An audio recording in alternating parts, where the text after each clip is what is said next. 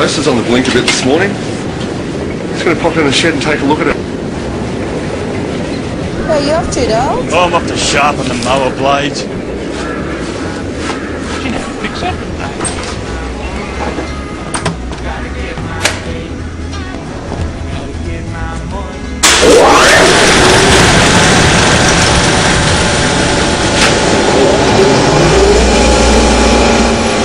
Hi, John. Dave. Barry. Hi, Mark. How are ya? Where are you going?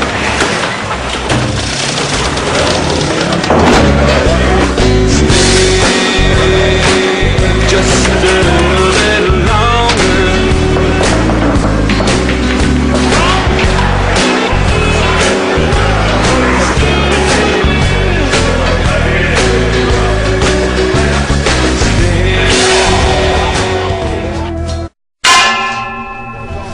You're going to have to be on. Stand by, Dr. Phil. Showtime. This is going to be a changing day in your life. Stand by A and roll A. Check in.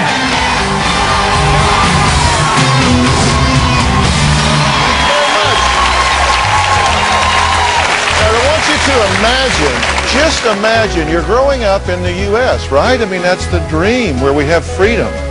But instead, choosing to live in isolation with a group ruled by generals that call themselves God's army. Well, today we're talking to people who escape from what they say is a bizarre religious community. In late 1986, Maura fell out of favor with the generals. She says she still doesn't know why. The woman was a harlot. She knew that was a lie. My mother was judged because she committed spiritual adultery, and I didn't know. I didn't know what it meant. There was a shed in the backyard. I was ordered to move into that shed. There were no windows in the shed. It was full of mildew, and you couldn't stand upright. No bath, no shower for 6 months. I was excommunicated. Why were you put in the 10 by 10 shed? You said you couldn't stand up in there? Right.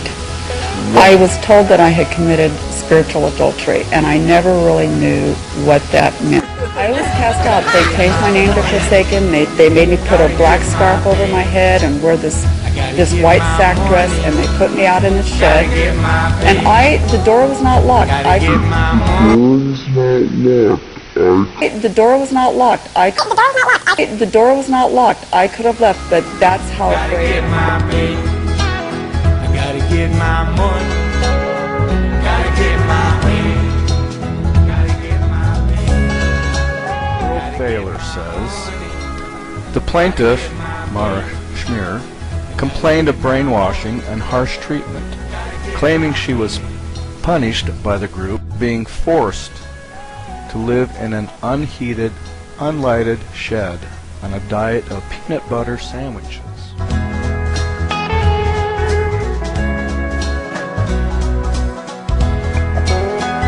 Mara Schmier says, what they practice there is mind control, pure and simple brainwashing. They use God's name for evil purposes, and they subvert people's minds.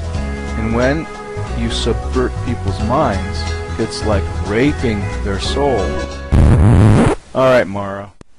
If you were really brainwashed, who evaluated this? A psychiatrist? Doctor? Did you get deprogrammed? How come there's no reports of a diagnosis and a treatment for brainwashing from any psychiatry or doctor provider? If you were so brainwashed, how'd you get your right mind back? Apparently, after you sued them for $20 million, that did the trick, huh? Earl Farrell says in his article, the building, quote, shed, unquote, had no electricity or plumbing. Alright. It had electric power, but no plumbing. It was a clubhouse. But right next door, literally butting right up to an extension of the clubhouse. Oh, for crying out loud. I was reading the stuff from the website, and I can't take it anymore. Mara, we aren't even addressing why you were in the shed, quote unquote, which wasn't a shed, it was a playhouse, and it had 2 extensions on it, in the shape of a T, and it had a window, and I can go on and on and on. I've read the Px2 Files, Mara, and you are a flat-out liar. And so is Blazer, your lawyer, attorney, who got O.J. Simpson off, who was another liar. Now look, let's get straight up here. Let's talk about why you were in the shed. Let's talk about your infidelity with your husband. Let's talk about your promiscuity before you were married to your husband. Let's talk about your children out of wedlock because of your promiscuity. Let's talk about how you continually were coming on to men in the fellowship there and over in Africa, and how you expressed desires to hop in the sack with a black man. Let's talk about all these improprieties and your proclivities to be loose and, frankly, a harlot and a whore. Why don't we talk about that, Mara? Why don't we talk about how the Greens reluctantly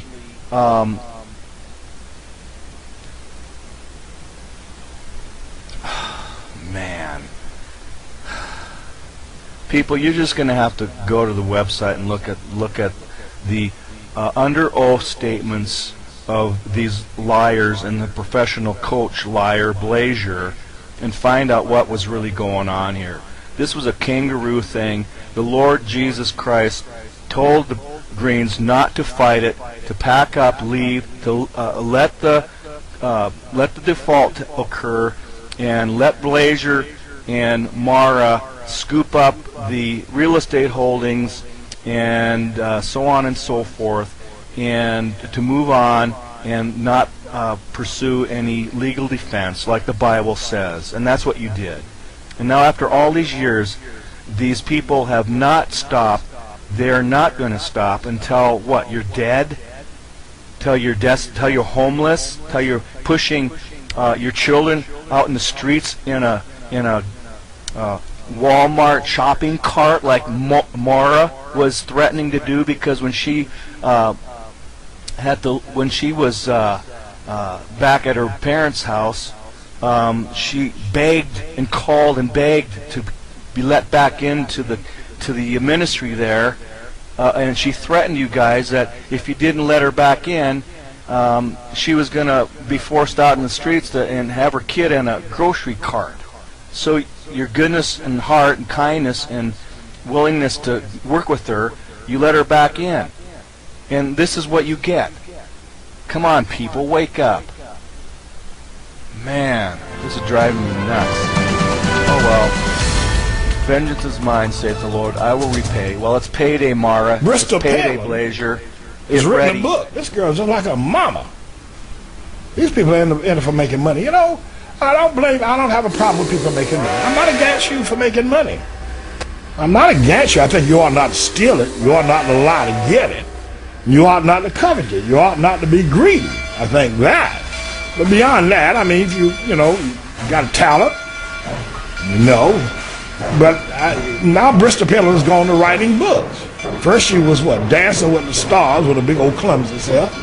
She looked like Lulu or somebody out there on the floor. I was so glad when that episode was over, I didn't know what to do. Oh, clumsy woman. I don't have a problem with people making money. I'm not against you for making money. I'm not against you. I think you ought not to steal it. You ought not to lie to get it. You ought not to covet it. You ought not to be greedy. I think that. But beyond that, I mean, if you got a talent, There's a heaven and there's a hell. Deborah Green claimed to hear directly from God. And there's going to be a lot of professing Christians in hell. But as for the cowardly, the faithless, the detestable, as for murderers, the sexually immoral, sorcerers, idolaters, and all liars, their portion will be in the lake that burns with fire and sulfur, which is the second death. In late 1986, Maura fell out of favor with the generals. She says she still doesn't know why. The woman was a harlot. No, I'm not. All right. What'd you need? Your name is... Okay, now, did you know the guy in the white beard there? Yes, that was my ex-husband. Why were you put in the 10 by 10 shed? You said you couldn't stand up in there? Right. I was told that I had committed spiritual spiritual adultery, and I never really knew what that meant. Wait a minute, hold the phone. I suppose you don't know what lying means either. Mara, you were an officer, a missionary in Africa with responsibilities and authority and supposedly able to disciple others coming up in the ranks. You don't know what spiritual adultery is? Oh, and neither does Rebecca, who was also in training and being discipled?